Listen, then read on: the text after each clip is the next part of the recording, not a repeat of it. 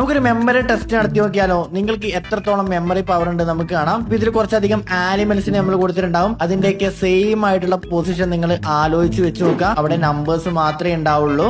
Number വന്നിട്ടുണ്ട്. ഇതിൽ കരടിയുള്ള number ഏതാണ് നിങ്ങൾക്ക് ഗസ് ചെയ്യാൻ പറ്റുമോ? വീഡിയോ ബാക്ക് അടിച്ച് നോക്കാൻ പാടില്ല. അത് 6 എന്നുള്ള നമ്പറിലാണ് കരടി ഉള്ളത്. അത് കഴിഞ്ഞ് റാബിറ്റ് ഉള്ള നമ്പർ ഏതാണ് നിങ്ങൾക്ക് ഗസ് ചെയ്യാൻ പറ്റുമോ? ഈസിയാണ്. ചെറിയ രീതിയിലുള്ള മെമ്മറി ഒക്കെ ഇതിന് മതി.